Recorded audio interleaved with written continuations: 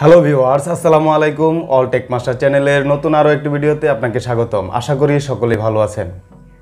আপনি যদি long time ইউটিউবে টিকে থাকতে চান তাহলে অবশ্যই আপনাকে কপিরাইট ক্লেম বা কপিরাইট স্ট্রাইক সম্পর্কে পুরোপুরি ধারণা থাকতে হবে। কারণ আমরা যখন নিয়মিত ইউটিউব প্ল্যাটফর্মে ভিডিও আপলোড করব তখন আমাদেরকে নানা রকমের ফটো, ভিডিও ফুটেজ বা ব্যাকগ্রাউন্ড মিউজিকের প্রয়োজন হবে।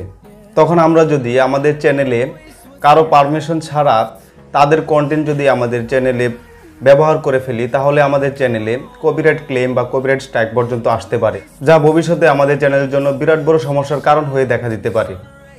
আর সেজন্যই চ্যানেল শুরুর দিনে যদি আপনি কপিরাইট ক্লেম বা কপিরাইট স্ট্রাইক সম্পর্কে পুরোপুরি ধারণা নিয়ে ভিডিও তৈরি করা শুরু করেন তাহলে ভবিষ্যতে আপনাকে কপিরাইট ক্লেম বা কপিরাইট সংক্রান্ত সমস্যাগুলোকে ফেস করতে হবে না।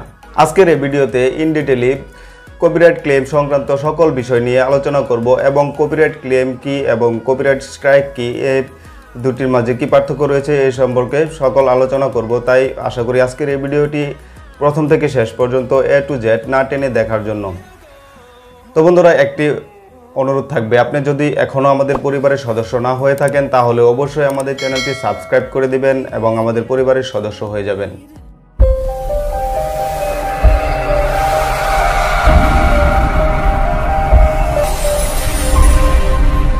প্রথমে আসা যাক কপিরাইট ক্লেম বা কপিরাইট স্ট্রাইক কখন আমাদের চ্যানেলে আসতে পারে এবং কেন আসে। অন্যের পারমিশন ছাড়া যখন আমরা তার কোনো কন্টেন্ট আমাদের ভিডিওতে ব্যবহার করি তখন আমাদের চ্যানেলে কপিরাইট ক্লেম বা কপিরাইট স্ট্রাইক আসতে পারে। যেমন একজন ওনারের যদি স্ট্যান্ডার্ড ইউটিউব লাইসেন্স থাকে এবং সেই ধরনের কন্টেন্ট যদি আমরা আমাদের চ্যানেলে ব্যবহার করে ফেলি তাহলেই আমাদের চ্যানেলে কিন্তু কপিরাইট ক্লেম আসতে পারে।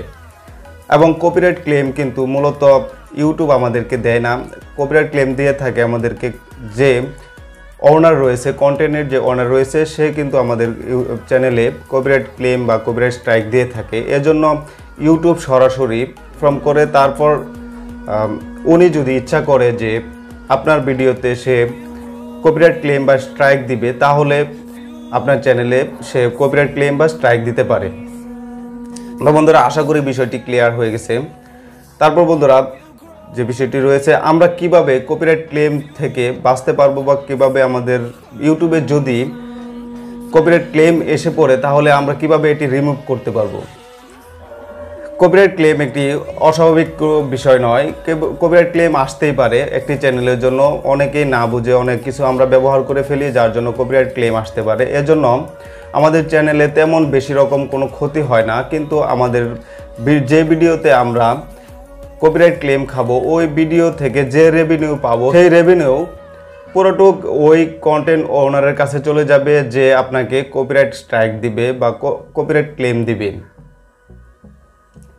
তো বন্ধুরা, এই জন্য আপনার চ্যানেলের মনিটাইজেশন বা অন্য কোনো বড় রকমের সমস্যা হবে না।